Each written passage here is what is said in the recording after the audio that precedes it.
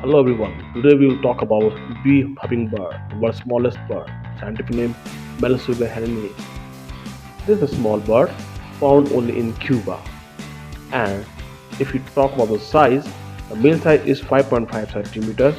If you compare female size bit higher 6.1 centimeter and weight is 1.9 grams. This is a very tiny bird only found in Cuba and feed on only flower nectar.